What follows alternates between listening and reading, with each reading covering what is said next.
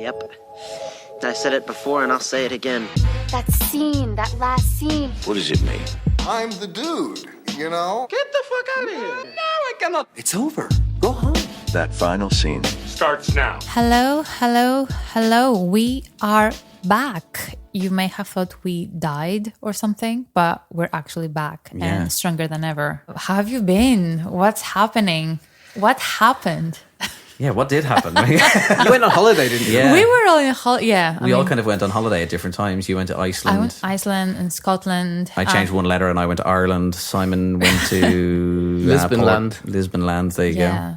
How are you all? Pretty good. Refreshed. Ready to podcast is the answer. I mean, we literally mentioned Roadhouse seconds before we start recording, and now I can't concentrate. It's like there are so many scarred. I haven't seen it, so please allow your thoughts of Roadhouse, dare I say, to wash over me. It's a disgrace. I think, Simon, you have to go first because you're the Roadhouse expert. You're the aficionado. It just doesn't capture the magic of the original one.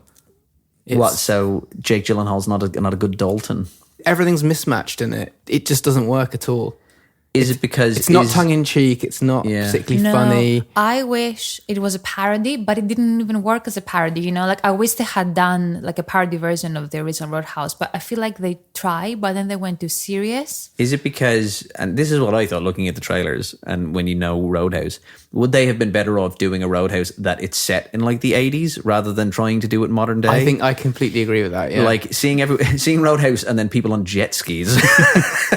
Like the Double Deuce is now like a tiki bar in some resort in Florida. So they kind of capture the Florida thing a bit, but it just doesn't match up at all. Dare I ask, do they recreate the famous scene of a place getting just destroyed with like a monster truck? Doesn't that happen? Really. Doesn't the building get like flattened with a monster truck in the original? He drives over the house. And that's why you thought it was called a Roadhouse. Yes, that's why. Yes, I forgot about that. Yeah.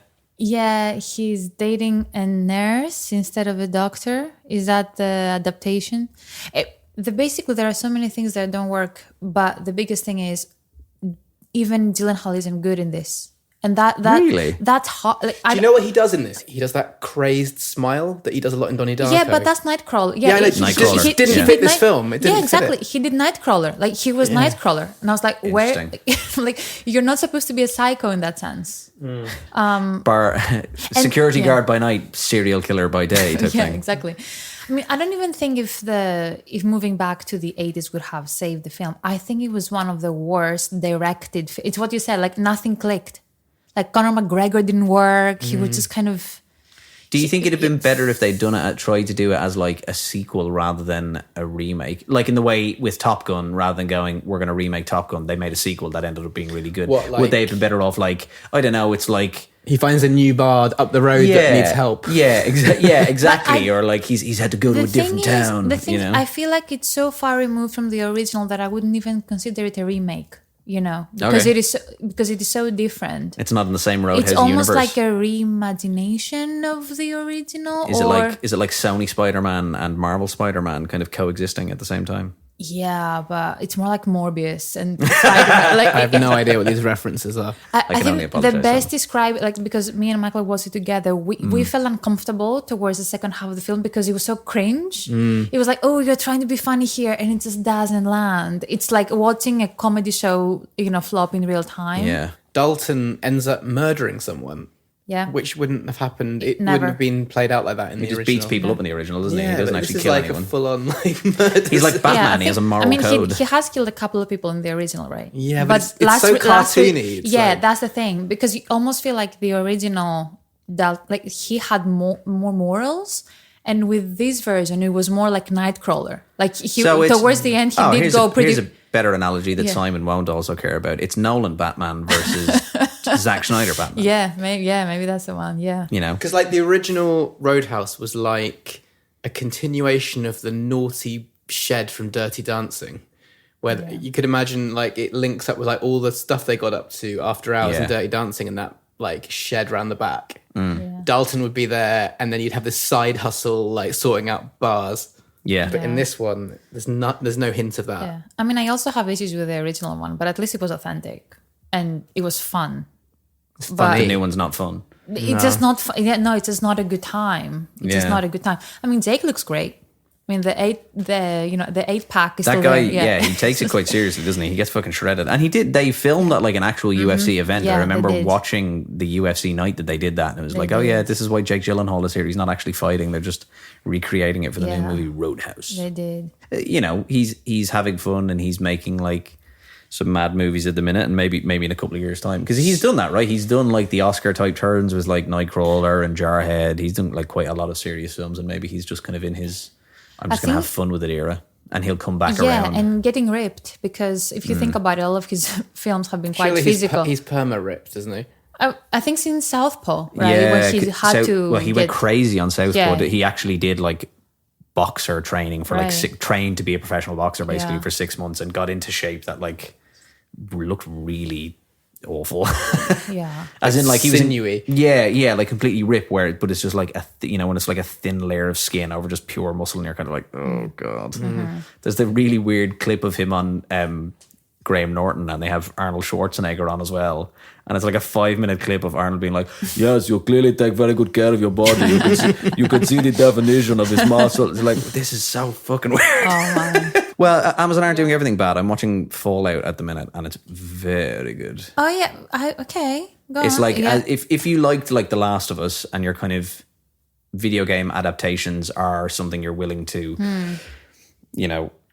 give a go, I would say Fallout is a really good one, because it's like post-apocalyptic in the same way that The Last of Us is, but in a like it's more kind of like, I don't know, it has more of a sense of like dark kind of humor to it. It's really good, and it's just reminded me of how good Walton Goggins is. He's just fucking I love him. amazing in it. Like him. I haven't really watched him in that much recently, but Yeah. he's so good. He's so good in it. A colleague of mine said, I mean, he gave like a 2-part review where he said that the first half is really good, and in the second half he still likes it, but he found it a bit too campy.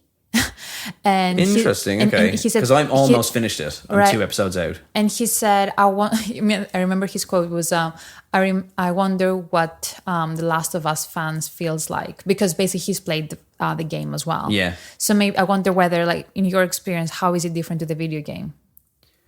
I'm trying to think. I haven't played Fallout in so long. Yeah. I mean, I think it's one of those ones. I think what it does well is that The Last of Us I think that it's unfair to compare it to The Last of Us, because what The Last of Us is doing is it's doing the story like kind of directly word for word. Whereas I think Fallout is kind of doing a good job of more so kind of setting it in the universe and using the characters and using the mythology and using, 100 years in the future after nuclear war has decimated America, Yeah, it does a really good job. A quick dumb question. So does Fallout have as much of a story as The Last of Us? Is it Yeah, it like, does. Yeah. Okay. So there is a theme running through it, and there's kind of like 3 central characters that Right. you're following through it for sure. Yeah. But it's not. Or sorry, in the game, you mean? Yeah, sorry, yeah. Yeah, there is a storyline running through it, but Fallout's kind of the big thing about Fallout and those kind of games from Bethesda, who are the studio that make them, is open world and like exploration and stuff like that. It's much more open world than The Last of Us would be. Which is why I guess it's easier to make a TV show like The Last of Us, because you can just take a really well crafted story, whereas with Fallout you have to put a little bit more into it. I think it's just really cool. It's very violent, I will say that. I mean, if you're not into like gore. It doesn't set out to be like a horror show, I wouldn't say, but like within the first 2 episodes, a dude gets his foot blown off the shotgun, and like it's just it's quite mad, and there's like a bit just like the The idea Boys of like, in a way. Is it a little bit, a little bit like The Boys. Yeah, I actually think it's better than The Boys. Really? Yeah, like I really like The Boys, but actually Fallout, I'm much kind of preferring it. I think it's really That's good. so interesting, because I love The Boys. Yeah. Yeah, no, I think if you like The Boys, and if you like The Last of Us, you'll really enjoy Fallout. Yeah, and it's only 8 episodes; they're all out at once. I was reading a thing the other day complaining about the fact that they released them all at once, but that doesn't bother me. I'm happy. People about are complaining that they can't help themselves. Yeah, exactly. Someone it was an article basically being like, Fallout's one problem is that it all came at once, and it's like, just shut up. Like the amount of people who complain about having to wait. Yeah, like. Yeah, if that's what you're having, if that's your issue with I'm this so TV show, helpless, I can't stop it. yeah, like if your issue with this TV show is Stop that it! Somebody hold me back. Hold my finger back from the remote. Basically, what you're saying is you're complaining that it was so good that you wanted to watch it all at once, and I'm sure that it's like tongue in cheek, and that's the point of the article, right? Is that it's so good, but would it Sounds have been like Below Deck. Yeah, I mean, so good you want to watch it all So at once. another dumb question. So Fallout has like, isn't it like 5 Fallout video games? So there's 4 main ones, and then there's spin-offs to the series. So there's Okay. like Fallout 1, 2, 3, and 4. So is Then this there's- Fallout 1, season 1? Yeah, this is, well, I don't know if it's, I can't remember if it's direct. I don't Yeah. think it's directly based off the first game. I can't remember, but The reason I'm asking is I'm wondering how are they thinking of this like long term? Like, do they want to I think do it's like gonna- 4 or 5 seasons? Or I think this is one that they can keep going with, because it's, as I say, it's one of those ones that, like, The Last of Us is going to have an issue after this next TV series, because it'll be like Game of Thrones, right? So Game of Thrones was really good up until they were writing stuff that they didn't have a book to reference. So like they got to a point where they outpaced the books, and then they were having to, they're like, the author was telling them what needs to happen, and then they were having to write it themselves. The Last of Us only has 2 games.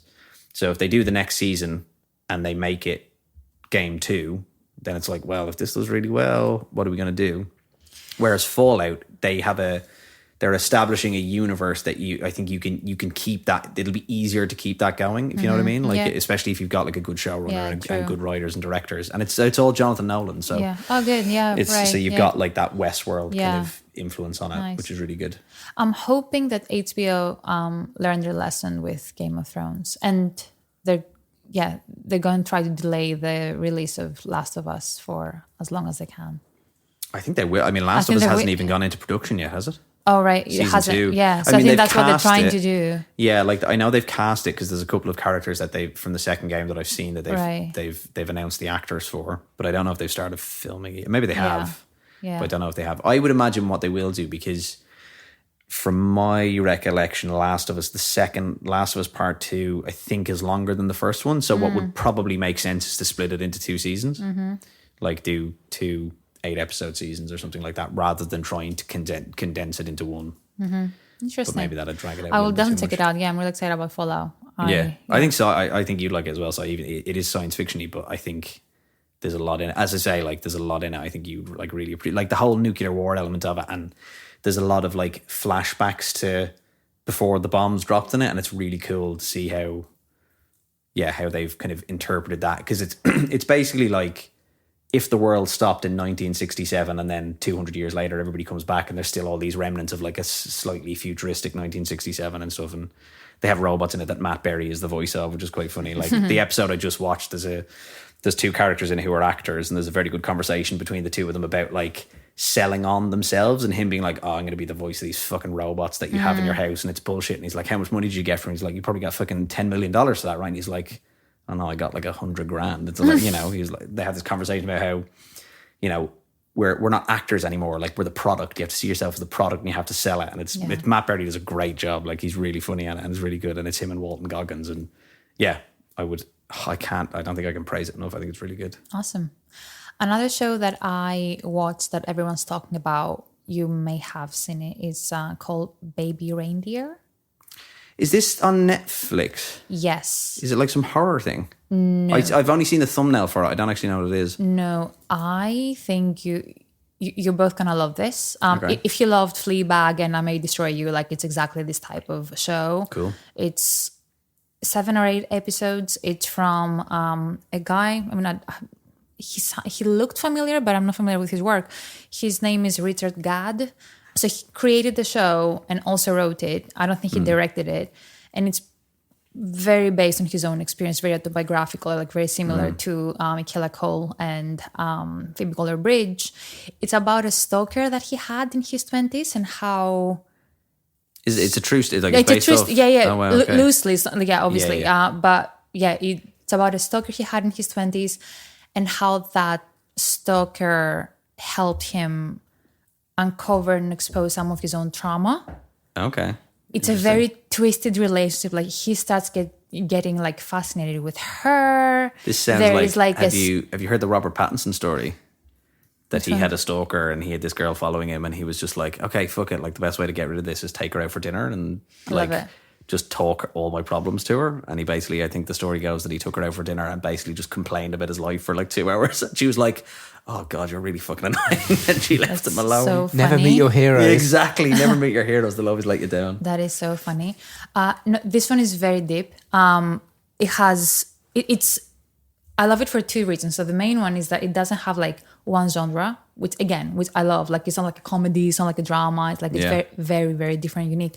And what I love is the first half of the show is, I would say, mostly a dark comedy. So it's very funny. The stalker, like, the actress who's playing the stalker, is just incredible. I don't remember her name. You know the actress, but she's just so funny and amazing. But the second half is quite heavy. But I think it's because in the first half needs to sell you in and needs to take you on a ride in order to tell you like what happened, like the real story and everything. So it's just brilliantly told and incredibly acted. So yeah. Again, if you love these two shows, you're gonna love this. And the one thing that I know is that it actually originally was a Olivier-winning play, and it got played at the Fringe in Edinburgh. So I think this is how it started, and then I'm guessing Netflix bought it. But it's a funny one because you would expect it to drop on BBC iPlayer. It's that kind of show, but I'm glad Netflix. I think Netflix are probably like, I'd say a lot of them have learned their lessons from when they lost I May Destroy You, right? Didn't Michaela Cole went around the houses with that, and they were all like, we'll take it off your hands, we'll pay you lots of money, but we want to have control. And she didn't want to give it up and went to the BBC, and they were like, we'll let you make it, we won't be able to pay as much, but you can have complete creative control of it. And she was like, yes, that is what I want. And then it was one of the best TV shows of like the last 5 years. I think you will love it. It's probably the most original thing you've seen in a while. We started watching Ripley. Have you watched Ripley on Netflix? I really want to. We're like 2 episodes in. It's a very slow burn. Is it all black and white? Yes, it's all black and white. Yeah. Is there a reason for that? Or just, I think it's just a tonal decision. But I don't know now. I haven't seen The Talented Mr. Ripley, so.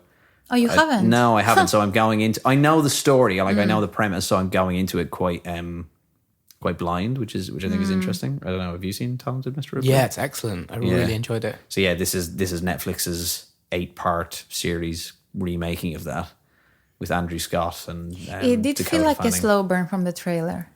Yeah. So like even 2 episodes in, you're kind of like it's hard to tell where it's going to go. Yeah. Is it enjoyable though? Or is it kind of?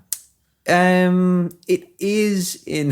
And what's the tone? Is it like a drama? Yeah, very much. Like it's very it's definitely a drama. It feels like it's trying to be quite like intellectual. Right. Not in a bad way. Like I think it's, and I think it's intentionally very slow paced. I think it is, the tension's probably going to ramp up, but I'm going to stick with it. I think, it's nice because it's only 8 episodes and there probably won't be any more because they've got one movie to base it off in a book. I love Andrew Scott. I think I will watch anything with him. Yeah, he is fantastic. Yeah. I mean, he's brilliant in it. Yeah. He glows.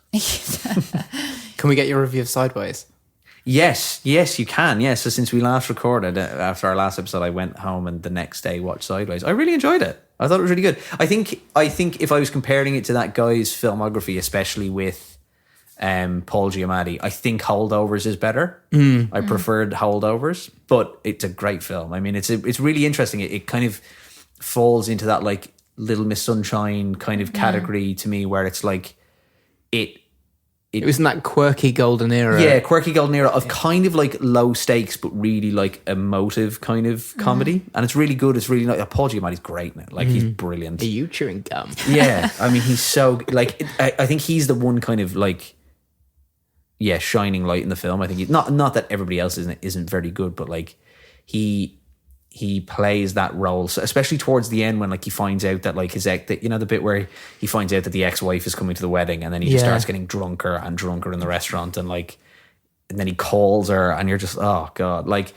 I spent most I was sitting there being like, no, put the fucking phone down, it's one of those films that I can rewatch many times and still will it to have a different ending. Yeah, exactly. You want it to end differently. You want him to have. That's a sign of a good film, I think, when you can rewatch them and still will it to have. That's what I need to do. I think I need to watch it again. I think it's one of those films that I will appreciate it more and more and more on a second and third viewing. And then you need to go and do that wine tour of California. No, maybe we can do that as our honeymoon or something. Yeah, doing the wine tour of California. do it the other way around. But yeah, no, it is it's just a very like. He's a very despairing character in it, isn't he? He's very kind of, he's a loser. Yeah, and you can also then see the similarities with the holdover character. He plays two very similar people, and he's just really good at that. Like Paul Giamatti's really good at that. As you say, kind of like despairing, but like a quite like he's a lovable loser. Yeah, exactly. That's exactly. He's a lovable loser. Yeah, for sure. And his friend. Oh god, like he's the worst. Such a selfish bastard. Oh my god, he's such a prick. He's such a fucking arsehole. He's the worst. When he crashes the car at the end of it, oh my god, it's just like, just absolute. What they crashed the car. There's a similarity between him because he has to have a reason. Have you seen this? Yeah. He has to have a reason to have like a broken nose and stuff, isn't it? So he just gets out of the car and just puts the accelerator. If it's a brick on the accelerator, points it at a tree, but then the car swerves out the way. It goes down a ditch. Oh my god. Yeah, it's just. Yeah. Which is kind of similar to the van in exactly that's what Sunshine, where the horn won't stop beeping. Yeah, it has and that's one of my favourite sound effects of all time. That sad beat where it goes. There's that bit, and isn't there in Little Miss Sunshine where the horn runs out or something, isn't it? But yes, in the end the air in the horn just eventually goes out and you just hear it go. And it's just such a brilliant sound. But there's a lot of films like that from those early noughties. Like I would also categorize that with like Juno. Yes. And that kind of like between what's Sideways? Sideways maybe 2004. Also Napoleon Dynamite would be in that category as well. There's like a really cool like Jason Reitman. What's the holdover guy's name again? Alexander Payne. Alexander Payne, like really good like indie cinema from that. Like there's like a I want more of the holdovers. Period. Like the holdovers is going to be for me like the Christmas. The Beginners was it? Was that Beginners? Which one's that? With the guy who died and got an Oscar for it, with Ewan McGregor. Maybe not. The one about the guy whose dad comes out after Christopher Plummer. Yes. It has that kind of vibe. For sure. Yeah. No, it's a very that was like at the minute we're in our superhero kind of sequel everything era of cinema, but there was like a nice period between like 2005 and maybe 2010 or 11 where there was really good, just like good indie cinema and lots of like cool, like A24 are doing that similarly, but they're obviously going down. They have a much more like quirkier kind of alternative style of cinema. But streaming killed that genre. For entirely. Sure. Yeah. Sucked the budget away to an extent. Yeah, exactly. Like where is it? I mean, luckily, I guess at least with the holdovers, it's showing that there's a market and there's also for those films to people go and watch them. And there's also still people out there with those stories. Now, hopefully it doesn't turn out that he plagiarized that movie, because if that was the case, that would be bad. But, is that the rumor? Well, that was the thing around the time of the Oscars, wasn't it? That the guy came out and said he wrote to the Writers Guild and said that he had a story that had been on the blacklist in Hollywood up for sale for quite a while, since like 2011 or 2012, with a lot of similarities to the holdovers. Interesting. Which I think it's kind of died away now since after the Oscars. I don't know if that's because they're actually looking at the case or something like that, but at least it shows that there is kind of a market for movies like that still. Interesting. Okay. Any other shows or I know we need to talk about Dune too. I watched Tetris. Oh, me too. Ages ago. Is that on Apple? Is it I Tetris? I thought it was good. That's fine. That's the one about like just the invention of Tetris, isn't it? Yeah, I enjoyed it. Interesting. Do you not find it a sort of juicy workplace drama? It's not true. Is that how they marketed the film? Is it a juicy workplace drama on the side of a about bus. the first video game? I think I don't want to use the word despise, but I'm not feeling Taron Egerton. Egerton, whatever his name is. I was hoping someone else was going to say his name as well, because I don't know how you pronounce it. Is it Egerton? I think is it Egerton or Edgerton? In the UK they say Egerton, don't they? Maybe it is Egerton, yeah. I mean, don't quote me, but I just find him very dull. It was fine, but was I doing my nails at the same time? Yes. Like, it's that kind is that's like your scale? Yeah. Like, was I doing, could I watch this movie and do my nails at the same time? Yeah, were you doing a manicure at the same time? Like, I think that's the question. It was fun. It was fine, but I don't think it was like very funny. I thought it was more of a thriller kind of vibe. Thriller? Yeah. Is it not the whole No, story of like the more guy? like- It's a thriller. More like Big Short. It's more like Big Short. Yeah. Like I in haven't terms of seen it. vibe. I Yeah, that's a haven't good seen it, so- comparison, actually. Big It's not Short- as good as a Big yeah, Short. so but- it's things are happening all the time, as in a very, very fast pace. It's not a thriller. Isn't it this guy like stole the ideas? He didn't steal the Yeah. ideas and like that. Yeah. Was It's about a him, like- race to license Tetris Yeah. that's created Yeah. by this Russian programmer. Yeah.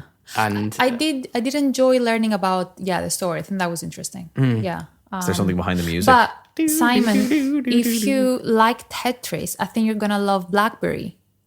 I don't know if you're taking the piss. Can I trade you this Nintendo Game Boy for a shiny new BlackBerry? Dude, if you're looking for If you're looking for shit if naughty you're tech, looking for corporate drama with a layer of, camp and humor. I feel like there's been No, a lot of that though, hasn't there recently? There was This the one is fucking good. WeWork one with Jared Yeah. Leto. There's the Uber one. Okay. Quite like WeWork. There's so much. Yeah. There's so many We fucking need- tech bro made a fucking bad mistake movies. We coming need to out. rate this because WeWork was fucking brilliant. Dumb and You was dumb and unnecessary. BlackBerry is top tier for me. Not as good as WeWork, but it was really good. And I think it's kind of funny. Like it's very campy. Almost has like a James Franco sort of, tone of voice, which I liked. But there was another one that was pretty basic. with IKEA. the tech. Could be. There could be an IKEA film. Wouldn't put it past them. I don't There know. is another one like that, isn't there? There's another. I think there is weird an Uber movie. one. I think the Uber one is Home-based. coming out, but B&Q. dude, There is no. There's another weird like video game one coming Zanussi. out. You know, yeah. video game. Whirlpool. It's an emotional tale. Oh my God. I think there is. There's another one of those video game ones where you hear it and you're like, why is that going to be a thing? Like, as in, like, I know there's Tetris, the movie about Tetris, but then as the game, but there's probably also Tetris movie coming out, just which would be a really tense people fitting into different spaces. I don't know. For some reason, I do love this genre. I know it's becoming like a thing, but I love the Yeah. sort of It's becoming a genre in corporate itself. drama. Maybe Succession brought some of that to life. The sort of Social like Network. corporate, exactly. And then you have jobs, I guess. But Yeah. Moneyball. Yeah, I mean- Moneyball was kind of in that area as well. I love Moneyball. Moneyball was great. my That was such God. an unexpected treat. I completely. Yeah, I sat down treat. and watched that one night on Netflix, and I was like, "Yeah, I've heard loads of people talk about Moneyball. I might as well watch it." I was like enthralled by Yeah. that fucking film. It's so good. Brad Pitt's brilliant in it. Jonah Masterpiece. Hill's great in it. Chris Pratt's good in it as well. Yeah. Like, I mean, so fucking good. yeah. So apparently there is the Uber story coming out, which I'm excited about. No, dude. Is that not already out? No, though? it needs to be exposed. I know, it's good. It's Travis, what's his name? Who fucking Is that who's- not already? Is this the Joseph Gordon-Levitt one? Is that not already a thing? I thought there was already a Joseph Gordon-Levitt Uber movie or TV show. No. I think he's gonna do a TV show. I don't think it's out yet. Ah, I think it's in okay, production. okay, Yeah, sorry. they have commissioning and everything. Yeah, so okay. it's being optioned. But yeah, like we need to see the fucking story and we need to hear about it. Like I want, what's the one that had? Was it Blizzard with a sexual harassment I mean, lawsuit? all the fucking games companies. Jesus I Christ! want You can't I- throw a stone without hitting a games company with a I sexual want assault a lawsuit. fucking TV show to let the laundry out. I shouldn't laugh because one of my Drag them. favourite theatre performances of all night is Enron. Oh, really? It was really good. What's that? It was like the It was a story show of the about collapse of the Enron. banks, wasn't it? Yeah. Oh right, okay. Oh yeah. I'm was here it for was it. Enron a musical? Or was it just a stage play? It was, Or was it a musical? It was brilliant. Or was it like this? Was it like the remember the American Psycho musical, where it's a musical, but it's just a play that is kind of pushed by the music in that way. Yeah, It's I not think like it was big like kind that, of yeah. numbers and stuff. I do remember hearing about it though. Yeah, it's a movie as well, isn't it? Enron, I think. Am I wrong? Oh, there's a documentary. There's a Oh, really okay, good maybe kind of there's a documentary documentary of about it, it, but I don't know if there's a dramatic one. Okay, interesting. I find them. I don't know. It's nice to watch a movie like that because you don't want to watch a documentary or read the Wikipedia page. Speaking of Enron, I mean, we're all waiting for the Elon movie. That's going to come down the pipeline eventually. I think he's gonna bury it. The SpaceX. I think he's gonna buy the movie that makes it or something. And it'll be he'll buy the movie and he'll have the only copy. It'll be like what was it, that guy who owned the what was it, the Wu-Tang Clan album? And he bought it. It was the only copy in the world, and the only stipulation was that it could be stolen back by Bill Murray. That was something in the contract. I can't remember who it was. Some arsehole pharmaceutical. We did have a question asking people to fan cast the ideal Elon Musk actor. Oh yeah, we did that a while ago. Brendan didn't we? Fraser was a popular one. I remember. Brendan Fraser, I think, is Yeah. the physicality and the look Yeah. for it for sure. Yeah. When I throw Dwayne The Rock Johnson in there, I mean, I feel like he's just hot shit on everything. Or John Cena. John Cena kind of looks like him. Does he? I think so. He's got like think he looked a lot that better. big blocky head. Speaking of John Cena, okay, last movie recommendation, but we have a backlog. Ricky's Taniki. So that is the movie we need to be I saw the talking poster about. for this movie, and immediately it turned me off completely. It looked like remember the Tooth Fairy movie that The Rock did years ago. No. I am. Yeah, he did a movie playing the Tooth Fairy, but instead of being a fairy, he like had wings, but then he wore like camo and had like a fucking belt of like Damn. fucking teeth. He was mad. I haven't seen that movie. And Well, you know what you need to watch next. And I didn't even love Neighbors, even though I know it was a big hit back in the day with Zac Efron and what's his name? Bad Neighbors, you mean? Bad Seth Rogen. Neighbors. All right, yeah. And so, yeah. So I'm guessing it's in that sort of genre, but Yeah. it was really funny, and John Cena is incredible. Bad Neighbors is good, I thought. No, Second one's bad. It's Excuse the pun. good. It's good. But yeah, we just had a lot of laugh out loud moments. Like John Cena has it. I think he has that sort of Arnold Schwarzenegger energy in his comedy era. James Gunn is a really big advocate for him, isn't he? He's got him in Peacemaker and stuff, and he's like talked quite a lot about how he's actually a really good actor, and it's not just. He's not afraid to be silly. Yeah, I he's think wearing people- dresses and you just kind of. I think people turn their nose up at people who come through like professional wrestling and Yeah. WWE, but actually, like a lot of those guys are really good actors because like they're playing a character like 24/7, Yeah, and like exactly. are having to be this person every time they're in public to keep up the facade. John Cena was somebody who did that for years. The Rock did it for years. You know? I once met Wolf from Gladiators on the train. Oh, and was that How was all? that? Was that all persona, or He did he stayed in snap at character. you? Yeah. Oh, really? He was rude. Oh yeah, there you go. Yeah. He snarled at me. Interesting. Damn. That sounds like in traumatizing. a get away from me way, or I was 10 and asked for his okay. autograph. Wasn't that way then? He didn't give you the kind of snarl. No, that's good. Okay. Oh well. Yeah, And what? He wouldn't give you an autograph? He did. Oh, he did. Sorry. Oh, I thought you meant he told you. We boxed him in because he was on a table in one of the carriages. And me and my 10-year-old friends walked down to with our pens and bits of paper. You Wolf from Gladiators. Pretty much. No. Well, if you're looking for a good hangover film, I think Okay. this is and it's on Prime, so it's an easy. Nice. Yeah. Which means an it's easy- free. Yeah. Excellent news. Exactly. Dune 2. Simon, I know you Simon have has some. clips, you have thoughts. That's the weird sound it starts with.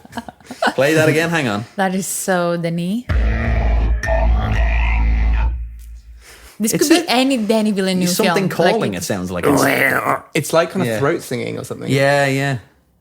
Yeah. Interesting. No, this is the actual. Intro. Did not make you think of this song. Did Dune not make me think of this song?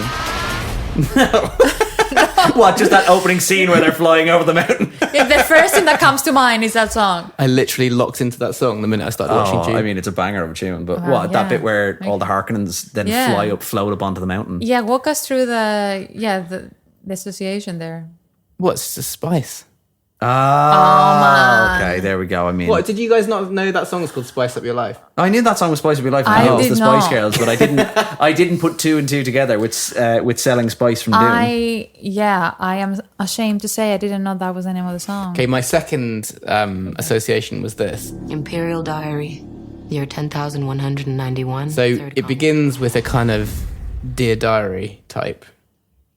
Yeah, love Yeah, intro. yeah, yeah, Florence yeah. Pugh, And I was lovely. at first I was a little bit like, oh, it's a bit predictable. Yeah. And I immediately was taken The to, unknown future rolls toward us.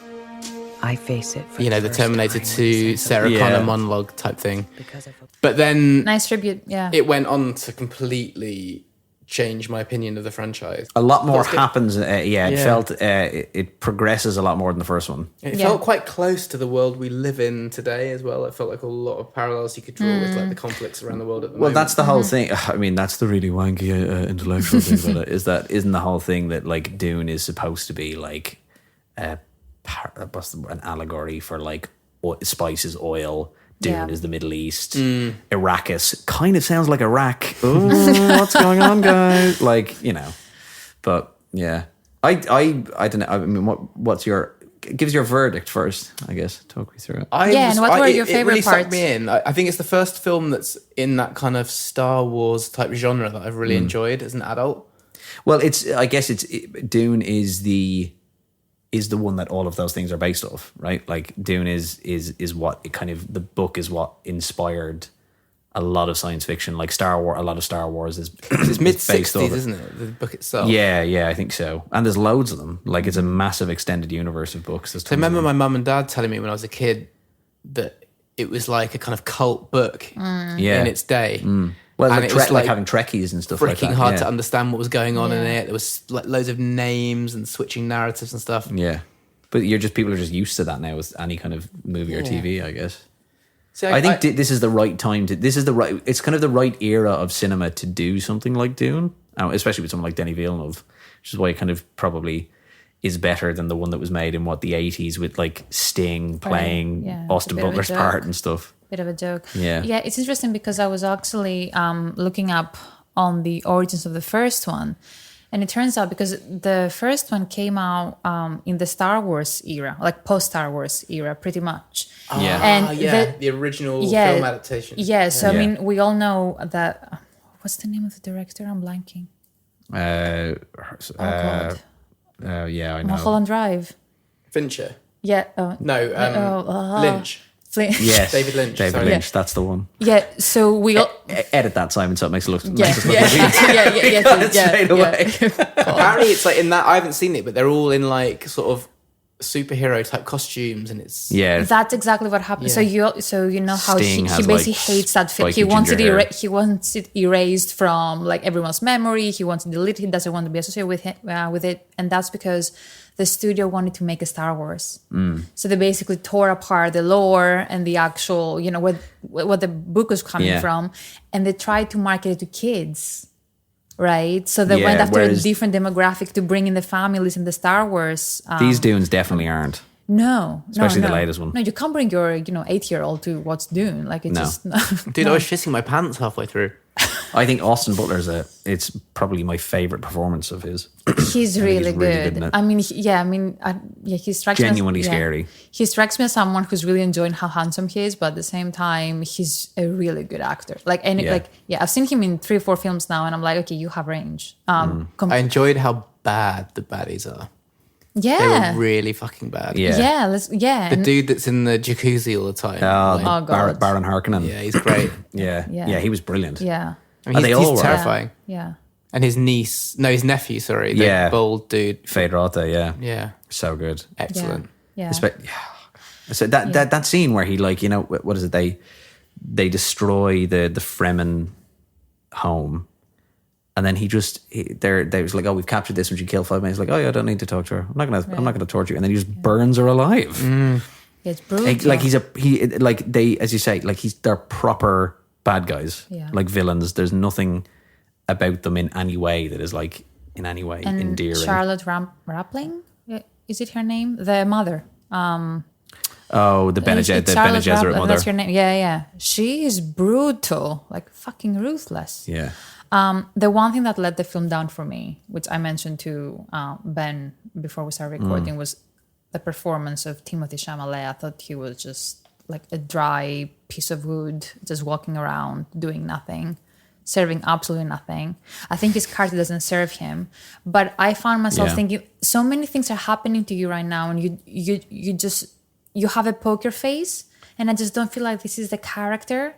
Because he's not like a psycho. Like obviously he's very emotional because he's having like such a difficult so many difficult and different dilemmas to go through the entire movie, and he's just sitting there being like, I'm just gonna enjoy my money and like do nothing. I just found him so underwhelming, and now it's the 3rd or 4th time that I found that with him. I wonder with I agree with you. I think he's not really the standout in the film. I think there's better performances in it. And it's probably because he's next to Zendaya, who's fucking Yeah, killing and it. Rebecca Ferguson, who's And Rebecca incredible. Ferguson, who's I think she incredible. carries Yeah. the film. Yeah. But I also just think that's a really hard character to play, where essentially his character is Space Jesus. I am Space Jesus. I am the Messiah. I have come to be Space Jesus. No, I don't want to be Space Jesus. Okay, I begrudgingly have to accept that I'm Space Jesus. Like, it's kind of been done. It's a hard one to make people like that character, you know? Like, I don't think there's anything necessarily, and maybe that's the point, right? And I think there's supposed to be stuff in Dune Messiah, which is the next book, which if they do a third one, is going to be based off. There's some really fucking weird shit that he does, like, you know. I think it's probably a personal preference where when you have a hero, like when I have a hero in front of me, like I want so badly to root for them. And with him, I was like, I actually do not care about like what happens to you. But I guess, are you supposed to? Like, again, I think in the Dune universe, actually, is like Timothée Chalamet's character even the hero, really? Yeah, he's the hero of Arrakis and helps them rise up. But this, I mean, it kind of brings us on to the ending of the film. This now intergalactic war that he is about to wage with all the other houses of the galaxy. He's got to get a lot of people killed, and he's going to kill a lot of people. Yeah, no, and I'm not saying hero in the like good, you know, Captain America sense, but like the person that you have in front of you that's taking at least third of the film, if not more. Oh yeah. Yeah, but I don't know, just thinking of Skywalker. Like, I'm just thinking of characters that were more, what's the word, polarizing. I mean, they weren't perfect, but I rooted for them or I care for them. So I do think it's just performance that I'm like, I actually do not care. I think the one that you can, as you say, the one that you can kind of closely tie him to was Luke Skywalker. Yeah, exactly. Who is also a bit of a moany bitch half the time. For some reason, I liked his Mark Hamill's performance better. Yeah. It was a bit, it was a bit more human. I think performances aside, I think just as a spectacle as well. Oh my God, just phenomenal. Oh God. And it sounds, do you know, so what was interesting was, and like when you play that clip at the start, that really like aggressive like throat singing that they do, when I compare that to Poor Things, which is also really loud and really unsettling music, whereas with Dune, I didn't like the Poor Things one because it didn't do anything for me. Whereas the Dune, even though it's so loud and it's like constant, like the whole movie, like there's very few moments of silence in the film.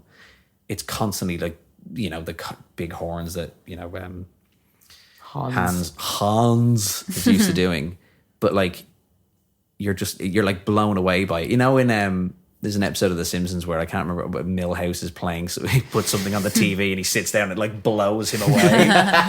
That's basically what it's like. But you're like, this is I thought the sound brilliant. design was excellent. I love the sound of the thumpers.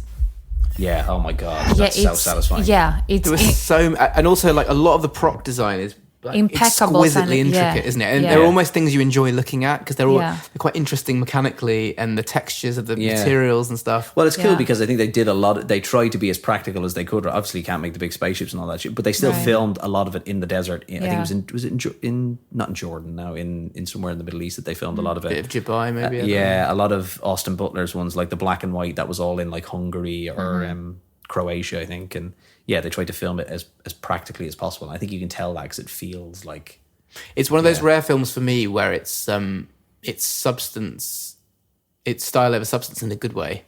Yeah, 100%. like I agree with you, Sophie, in that I wasn't blown away by Timothy's performance, but I wasn't blown away by any of them really. I feel like the spectacle outshone the performances. And I didn't mind it actually. I was swept up in it, and for a few hours I kind of felt myself. It's really, Butler was a standout for me. I think Butler was a standout for sure. I think Rebecca Ferguson was a standout. Yeah, true. Yeah, and Baron Harkonnen and Stellan Skarsgård. And I thought was really the good. womb cam. Yeah. The womb cam. Yeah. But you know what? That's the thing, right? So I think what's a sign for how good it is and how much I enjoyed it is that there is certain stuff in that, if it was in a lesser film, I would think that is the fucking stupidest thing I've ever. So the womb cam, in a lesser film, you'd be like, oh my God, they're talking to the baby in the womb. This is ridiculous. And then majority of Javier Bardem's, like, he says he is not Lisa Nel Gaib. Only Lisa Nel Gaib would say like Wait, do you not think he looks like Oliver Stone? Yeah, he does. Yeah. I think he's amazing in it. I love Javier Bardem so much. But that whole character thing of like, only the Messiah would. It's really there's a lot of like Life of Brian in it of like, only the Messiah would say he's not the Messiah. Like if it was in a different film, it would be comical. But the film is so good that you're like, actually no, I buy into this because I'm so deep in it.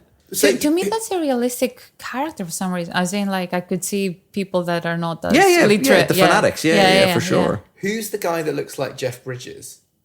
Josh Brolin. Yeah, so you know when he shows up? Yes. Like, is he like a freelancer? Like, it looks like he's about to kill, like, the Well, so friend. that's what he and then is in- suddenly he gets turned. But that's what he is, because he's in the first one. Yeah, he's in the first one. He's Yeah. Chalamet's dad's first Mate. in command. Yeah. His friend. so and, what, like, is he his- now on his own, like, just that's killing the Fremen? Well, he says that, doesn't he? separately? He was like, "Oh, once like I survived, and like once your family was gone, there was a lot of money to be made on the black market type thing." And he okay. starts like basically, like freelancing, Spicing up. And, yeah, exactly. And then he meets Timothy Chalamet, and it's like, "Oh, you're alive! I know where the nukes are held." Yeah. And where's my rug? Yeah. That was Patrick Stewart. You know, that was Patrick Stewart in the original one. Original what? In the first film, Patrick Stewart played that character. Oh, right. Yeah, there's a mad cast in it, really. Like the girl from the woman from Blade Runner's in it. Is it Sean Young? I don't remember. Her I think name. she's in it. Yeah, Sean. Is it right? Sean. Who's the guy who plays the lead? He was in Twin Peaks. Oh, yeah, he was the lead. McLean. Yeah, McLean. Yeah, he was the lead. he was the lead. Yeah. Mad cast in it. Oh, Yeah. I love him. Oh, But yeah, there's so much of it that I just. It's such a long film as well. It's quite hard to digest. But The only thing I would have changed in it is I would have amped up the love story between Zendaya and Timothy. To maybe create more tension towards the end. Yeah, because it didn't really work That's on me. true. No, Yeah. because When- his decision to just go away and just marry the princess. You're kind of like, oh, Yeah, and then Okay. like the final scenes are Yeah. how do you say her name? Zendaya. Chiani. Chiani, yeah. So Chiani's like Chiani. stalking off into the Right. dunes. Onto the sandworm. And looking really cross and Mm-hmm. betrayed or whatever, but I didn't really feel that strongly. Yeah. Yeah, I agree. Yeah.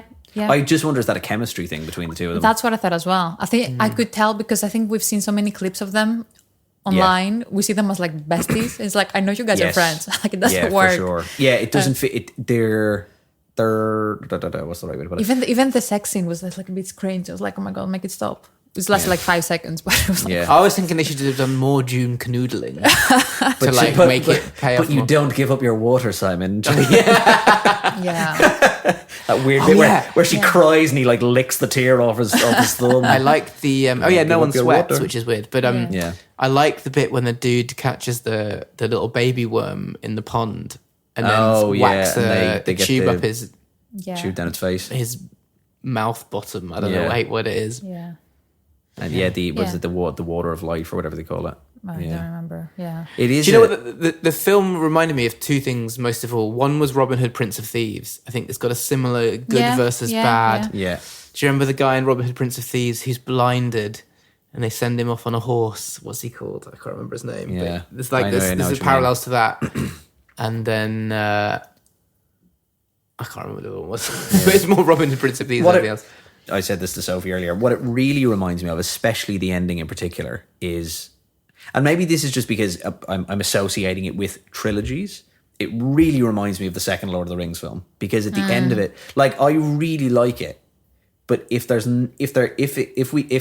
they for some reason Warner Brothers went mad and said we're not going to do a third one in a bizarre alternate universe where they don't do a third one, I actually don't think I'd enjoy it, because I like it knowing there's more to come, because I feel like it's very much left on a, you need to come back and find out what happens. And I think that's a really good way to end it. Yeah. But if we were in a world where that didn't happen, actually, I think I'd be like, oh, fuck this. Like, I'm not actually quite pissed off, because there is it feels like, in the nicest possible way, those first two films feel like, you know, the way you have beginning, middle, and end. That feels like the beginning to a much bigger, now that we need to get middle and end of what this whole story is. I don't know.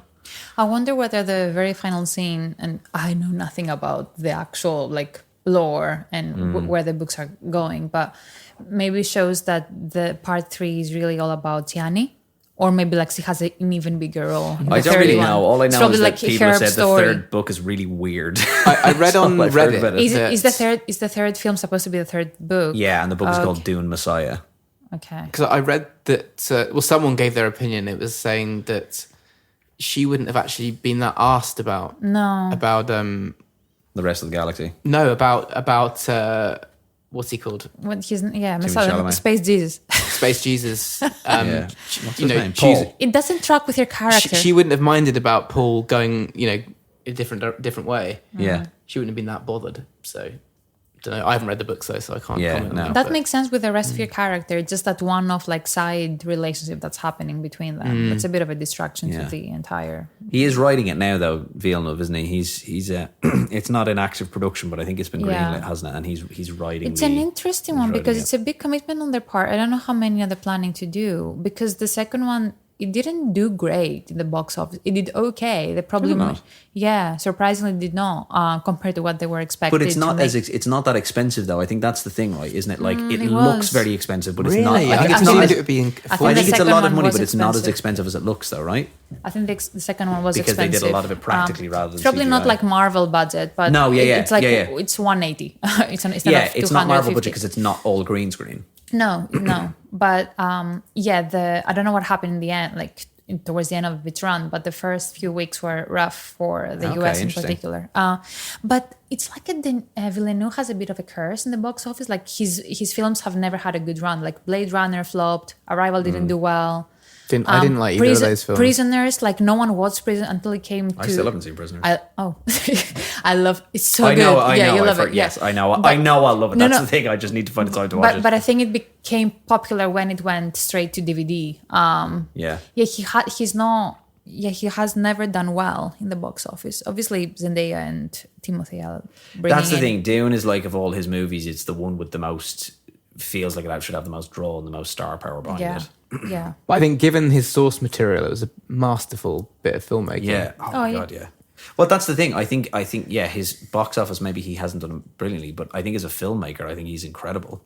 Arrival he's is still my probably- favorite. Yeah, it's in my top 10 favorite films of all time. As Arrival. Yeah. as science fiction directors go, he's probably the best one around at the minute. Like he's the one who it feels like he, like especially with Dune, he understands the source material. He wants to be truthful to it, but he wants to, he's really good at spectacle as well. Like that ending scene, not the ending scene, sorry, like before the fight between Paul and Fade, where the sandworms come in and the nukes are going off, is possibly the best looking piece of cinema I've seen in the last few years. It is absolutely fucking incredible. Like it looks amazing. Like the sandworms coming out of the massive sandstorm. Like Jesus Christ, it looks so good. And like I don't know if another director would have been able to do it justice in that way, or I don't know someone like man, if James Cameron got his hands on it, like if it was him, if he had decided I'm not doing Avatar, I'm going to go and try and do Dune. Oliver Stone. Yeah, like there's a lot of people out there that could have actually butchered it, but he's made it into something really coherent and well, obviously something that's done well enough that he's going to get a third one out of it. But as you say, how many of those actors are you going to be able to get back? They're Like, getting more that's a lot of- expensive. That's the thing. yeah. Butler is going to be twice as expensive in the next 3 years. That's the thing. Well, Butler's dead though. Oh, matter. every Butler, you know what I mean? Like, Yeah. of that caliber. But you still have, like, when you think about the cast that are still left in that, you've got Timothée Chalamet will probably be in it, Zendaya will be in it, Florence Pugh. So the three kind of main young actors in it are probably three of the most expensive actors around at the minute. Yeah. And then you have the older cast that's around them, like Josh Brolin, Javier Bardem, Rebecca Ferguson, who aren't going to be cheap either. And your one who's in it who will definitely be in the sequels, Anya Taylor-Joy, another one. Oh, yeah, of course. Forgot who about will her. probably be really expensive once the baby is shit. born and comes into it and more flash forwards. Oh, I'm so looking forward to Mad Max. Yeah, it'll be good. But it'll be interesting to see when they can, because that's the thing is when they can, because that's been the Euphoria issue, right? Isn't it? They want to do another season of Euphoria, but they just can't tie all these people down. Right, like Warner Brothers are going to have to put up a lot of money to try and tie them all down for like 6 months to a year to film the next one. Yeah, it's been a So it's like, nightmare. it's going to be quite a while. It's probably be quite a while before we get to see it, but Yeah. I'm willing to wait. I think for Dune 3, we need to bring like a Dune expert. Yeah, because I don't think I'm not doing it. I'm not justice. gonna lie. I was on my iPad like constantly like what's this, right. what's that Yeah. throughout it. Googling different bits and pieces. I mean, you have to. But yeah, it'd be good to just get some sort of expert on the And pod. if anybody from Warner Brothers wants to send me one of those popcorn buckets, I will take it. Oh. The worm sphincter popcorn. bucket. Yeah, I mean, just for the sake of having one, I think that's just quite a funny thing to have. Love it. Love it. Okay. Any parting thoughts on Dune 2? Or 3 or 4? good sound What's coming? design. Yeah. I think I lowballed it. I was kind of dreading another really long sci-fi extravaganza, and I ended up being pleasantly surprised. Yeah, I loved it, and I really want to. I really want to watch them both back to back. Yeah. I kind of want to do them like one after the other. So Wow, it's okay. like, you know. I don't want to see the first That's one again. half a day. I don't know. I think it's one of those ones that I wonder will I appreciate the first one more now seeing the second That's one true, and being actually. able to watch them That's together. true. Especially movies like that where it is where they I find where they continue on so much. Again, to bring it back to Bond, Quantum of Solace is a much better film when you watch it directly we need after to talk Casino about Royale. Bond the next episode. Please God, let us do a Bond episode. Dude, he's dead. They can't bring him back now. It's done. You shut up. You shut your damn mouth. We need to talk about our Taylor Jones anyway. Yeah, just like we'll do a Bond different one. episode. We'll do a Bond one eventually. I feel like your time needs to come, Ben. We've been doing this for almost 2 years now. We haven't done a Bond yet. Yeah, and License to guys. Kill. I'll do We License need to to Kill. do- I'll do it. I'll do whatever Please you do want. License I'll to do we whatever need you to want. do Bond and I wanna hear Lord of the Sophie's Rings. We review. need to do Lord of the Rings. Bond as and well. Lord of the Rings, yeah. Yeah. If you can watch Dune, you can watch Lord of the Rings. I promise you that. I promise you, dude. I promise you. You get License to Kill. I've never seen it. I don't know. Like for me, it's all the same. The womanizing Casino Royale. disgusts you. Oh God. Okay. What a theme song. Yeah. That's my Okay. favorite theme. License to Kill. He's got a license to kill. No, View to a Kill is the best one. The Duran Duran ones. Oh yeah, that's good. Yeah. Interesting. And They're all Aha, quite good good. one. That Roger, When it all that went- Roger Moore Dalton era towards the end where it all went mad and synthy in the 80s. Whew. Some excellent theme tunes. Billie Eilish can't even hold a candle to some of those. Amazing. I think we need to do some classics this year. So Yeah, for Bond sure. would be great. There are 25 Godfather. classic Bonds, people. We have got Oh, a God. lot of Yeah. shit to cover. I think I'm gonna do like a 3-hour, like a Bond episode. Yeah, a to Bondathon. which is basically gonna be Ben talking because I have no opinions whatsoever. And Godfather this year, you guys, we need to do it. I've not seen it, so I'm looking forward to Yeah, that. there you go. Oh, well, the second Another one 3-hour probably. extravaganza. Yeah. Probably the second one, but yeah, no, we need to cover some classics. Because and this was what I wanted to say in the beginning of the episode. Apparently, speaking of budgets, Francis Ford Coppola just is gonna release Megalopolis soon. I don't know if you've heard of it. Oh, this is the one that's been sitting on the back burner that they can't get Yes. someone to pay for it, right? He has paid 180 or like 20 Yeah, I've heard million about out of this. his pocket, pretty much. Yeah. And he can't whoops, get any studio to take it because it's so expensive. Yeah, and everyone's No like, "Oh one's my god, willing he's to- just gonna sit with it." And I was Because gonna no one's watch willing the to pay the film. marketing What's it budget, about? right? No idea. Oh, I'm sure. does nobody know? Oh, maybe it is out there. Megalopolis. Megalopolis. Great yeah. name. Yeah, I mean, I do love him, but It's just, it's no one's willing to pay the marketing budget for Yeah. it because they need to put so much money behind it. Yeah. yeah. We'll see. He must be pretty ancient now. Oh yeah. Oh, 80s Oh and yeah. 90s Oh, easily. easily. Yeah. Yeah. Yeah. Love him. The Apocalypse Now. Yeah. Okay, I miss you guys. So glad to be back. So good to be back. We don't have a final scene for the next episode, but we may do like a general movie chat and then Yeah. decide on what we want to do, or we do a Bond. We have to take a vote. You can't throw me a bone and throw a Bond out Yeah, there. and there is a desert island pending debate. Mm-hmm. Right. Who's doing it next? I think you're picking. Yeah, you're picking next. Someone you're win the last one. I can't remember. Yes, I won. I have the Sophie's the stats. I have the gatekeeper. stats. Yeah. No, not the debate. The poll. Okay. Yeah, people voted for. Yeah. It's okay. Oh, well. It's okay. You'll get one back in. Simon, Yeah, don't I'm sure worry. you get one back. Yeah. Okay, we will hopefully see you in a couple of weeks. We will get back to our originally scheduled programming. We will try not to fall off the face of the earth again. Yes. I'm going to Greece soon, but we'll figure out remote filming. Taping. Mamma mia. Taping. Yeah. We need to do it. Kind of. Oh. Oh, that's a good. Final scene! Oh my god, if you're going to Greece, we should Never do Mamma seen Mia. Oh, dude, it's fantastic. You'd love Pierce Brosnan's singing voice in it. Oh, It is dreamy. it is non-existent, but my god, it's good. All three of those older men can't sing, Oh my but God. Jesus, they give it a good go. He is Yeah. such a dreamboat. Cute, yeah. And you'll see the Baron from Dune in a slightly nicer light. Yeah, a lot of nice robots. Oh yeah. As a lovely kind of Scandi sailor. Yeah. He was in Chernobyl, wasn't he? Yes, he was. He's He's in loads of stuff. Yeah, Stellan he's Skarsgård. good. And he has all Well- those really famous kids as well. Yeah. Like what? All three of four of his Yeah, children are all yeah. actors, aren't they? Yeah. I didn't know that. Yeah, his Yeah. was Bill, Alexander. Peter. I don't think Peter is. I think he's a relative, but I don't think he's a. Oh, I thought he was one of the Oh sons. wait, it's the Viking actor. Yeah, yeah. I don't know. Isn't what's that Peter? Isn't it? I'm not Isn't sure. that Peter's I He don't made, he know. made No, the no. same comment that Robin Williams made after doing Mrs. Doubtfire, in that how arduous it was to wear The big fat suit like that. yeah. He said it took like 4 or 5 hours or something to get it ready, and then 2 hours to get out of it. Yikes. Yikes. Okay. So sweat so much. A lot went into that. Yeah. Okay. Yeah, just stop thinking of this right away. Simon, maybe play the sound effect again. Which one? The first one, just to clear the palette. Cleanse. Okay, let's cleanse. Palette cleanse. I feel cleansed. Lovely. We'll see you in 2 weeks. Goodbye. See you later. Bye. Did you like it? Did you like that? Did I like it? I loved it. I had no idea you could milk a cat. I have nipples, Greg. Could you milk me? Good morning. Morning. Good morning. Oh, and in case I don't see you, good afternoon, good evening, and good night.